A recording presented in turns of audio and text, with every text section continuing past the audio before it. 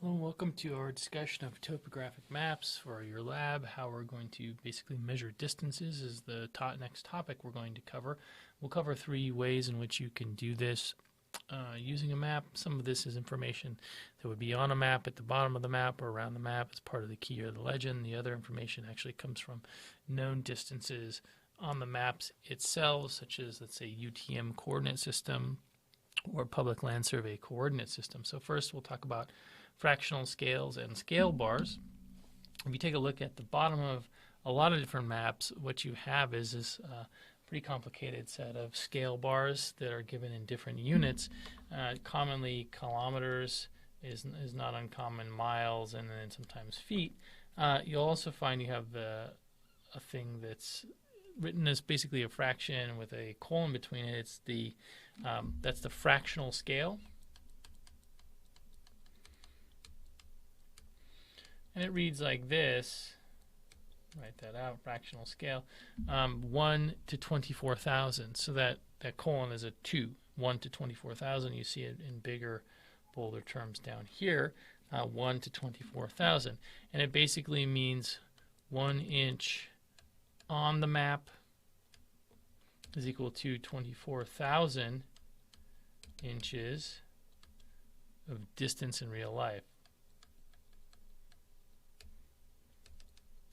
Now, I need to point out that this is a unitless measurement. It's a ratio.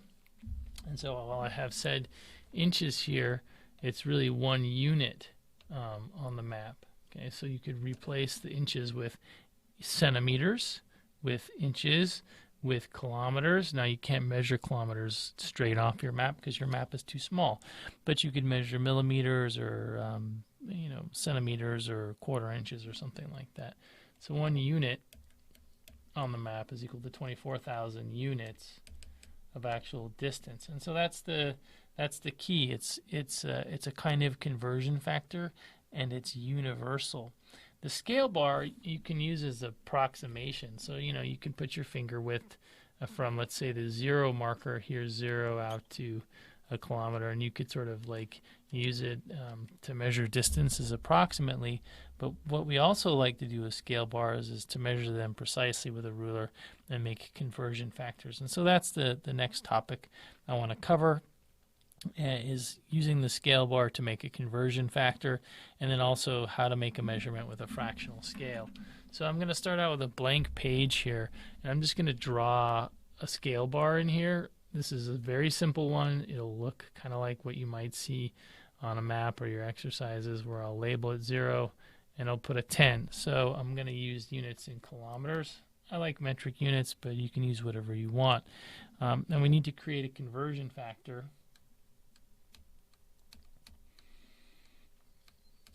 Why do we need to create a conversion factor? Well, because we are always trying to convert map units, inches on a map, to actual miles, right? Something that is useful. And so in this case, I'm trying to calculate X number of kilometers per, let's say, 1 centimeter that I measure on a particular map. So what I might do then is take my ruler, right? So here's my scale bar. I'm just going to shade it in a little bit more. I'm going to take my ruler and I'm going to measure this distance precisely for my scale bar right on the piece of paper.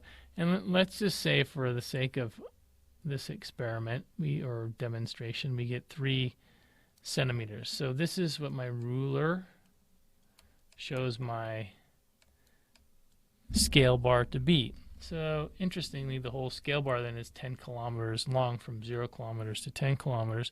So that means then it's 10 kilometers per 3 centimeters, right? That's easy to understand. Now, it's not a useful conversion factor until the denominator here is at 1. So to get rid of that 3, we're going to divide the numerator and the denominator by the same thing. So 10 divided by 3, and we'll just work that out really quickly, gives us 3.3. 3.3 kilometers, and then 3 divided by 3, it gives us per centimeter. So the conversion factor then for centimeters is 3.3 kilometers per centimeter. Why did I pick centimeters as the thing I want to use as a unit of measure on my ruler? It's because centimeters is easy to divide up, and it's easy to multiply, and it's easy to expand. It's easy to find or measure down to the millimeter scale, so you can get pretty accurate, a little bit more accurate than using 16ths or 32nds. Okay, so that's why I used that. But you could change this out, swap it for inches if you felt like that was useful for your calculations. Okay, so then let's say on a map I measure a distance, right? On my map I measure a distance from point A to point B. So this is on the map distance. I measure that distance and I come up with 10 centimeters. Well, that's gonna then what do we do? Well, we take that 10 centimeter measurement, we multiply it by a conversion factor, which is 3.3 kilometers per centimeter. Okay? And so centimeters cancel. 10 times 3.3 is equal to 330 kilometers. So the actual distance in real life is 330 kilometers, but on my particular map that I have with this particular scale bar, 10 centimeters is equal to 330 kilometers. So that's how you do this when you're dealing with scale bars, and it works for any scale bar. And anytime you see a scale bar on your map, you'll probably want to make this kind of conversion factor. Okay. Now I'm going to erase this, and I'm going to go to talk about the fractional scale. The fractional scale is just a bunch of numbers to you. It's a fraction of, and it's a ratio that tells us the relationship between map distance and actual distance. So I'll write fractional scale here.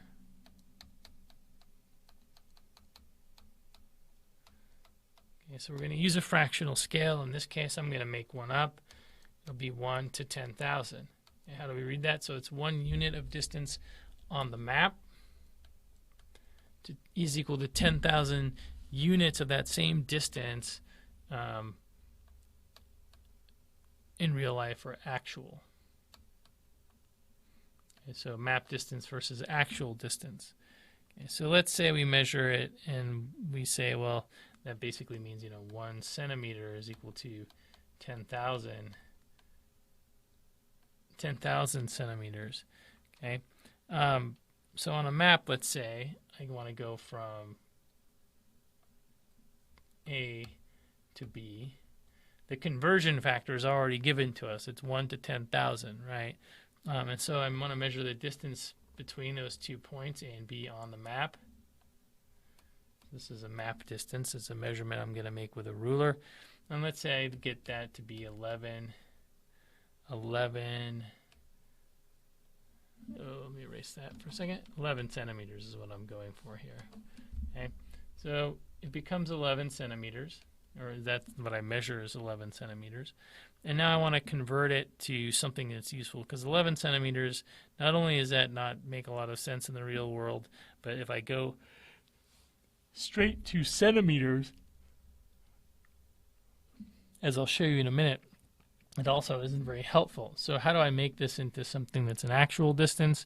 Well, I know that 11 times 10,000, so is 1 centimeter per, it gives me 10,000 centimeters. So 11 times 10,000, okay, is equal to 110,000, so 110,000 centimeters of actual distance.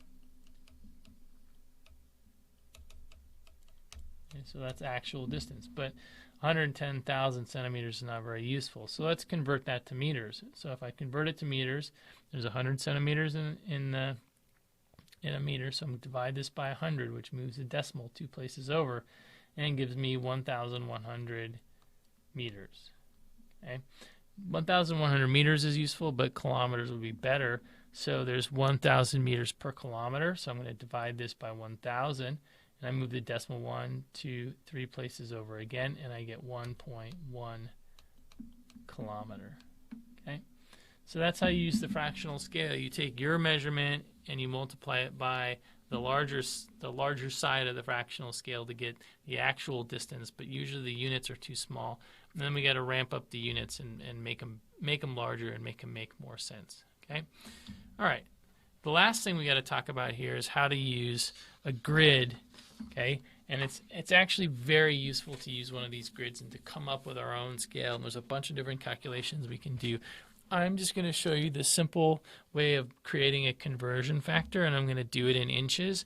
I really like working in centimeters, but the reason I have to do it in inches is because this particular grid, which I'm going to show you, is the Public Land Survey System, PLSS system, and the units are in standard units, which means this whole thing on my map. Oops, let me use a better color. Greens may be hard to see. Black might work best. Black works pretty well. As I outline this section here, it's section 10. And so I know that this distance here is 1 mile. And top to bottom, I also know it's 1 mile. Okay, so I don't know how many inches or whatever it is, but that's okay, right? So what I'm going to do then is I'm going to say, all right, well, I need a conversion factor. And so I'm going to measure this length from one end of the grid of known distance to the next. And I found that 1 mile is also equal to 9 inches, right? So on my map, on this screen, I got out my ruler and I measured the distance and I got 9 inches across. And then it's a square, so it should be 9 inches top to bottom as well. So that means if I work this out on the bottom right-hand side here really quickly, I got 1 inch, 1 mile is what I meant to say. All right, 1 mile per 9 inches. Okay. Well, this doesn't really help me very much because I got 9 on the bottom still. So I need to divide the numerator by 9, and I end up getting, so 1 divided by 9 gives me 0.11 miles. And I divide 9 by 9, and I end up per 1 inch. All right, so that gives me an useful conversion factor of 0.11 miles per 1 inch. It's not universal to every map. It just works for my particular map that I'm looking at. So you got to, every time you change maps, you got to make a new conversion factor. So let's say I go to my map and I'm using the grid, my sort of grid method here, right? It's going to be the same though as all the other methods. My conversion factor is 0.11 miles per 1 inch. Okay, that's the conversion factor. And let's say on my map, whatever it looks like, my map in the book I'm using, I put point A and point B again. I'm going to measure between those 2 points, and I measure, let's say, 4.5 inches, right? Okay, so now I need to convert that to something that's of actual distance. So I use my conversion factor, and I go 0.11 miles per inch times 4.5 inches. Notice what happened to the units here. Inches cancels, and I end up with something that is essentially going to be equal to 0.495 or 0.5 if I round up miles. Okay.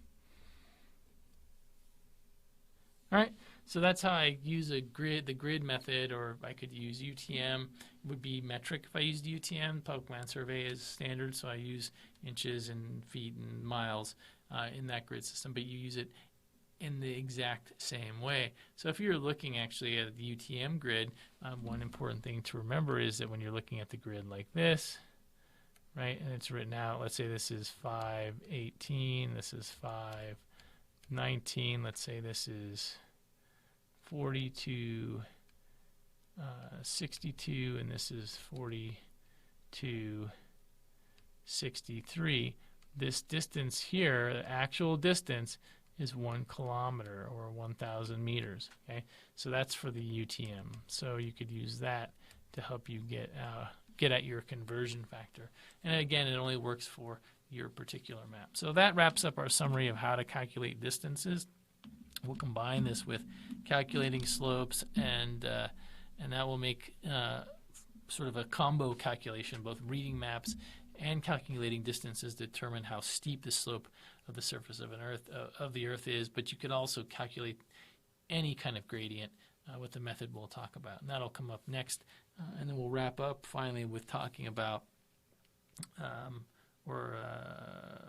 topographic profiles and how to make those.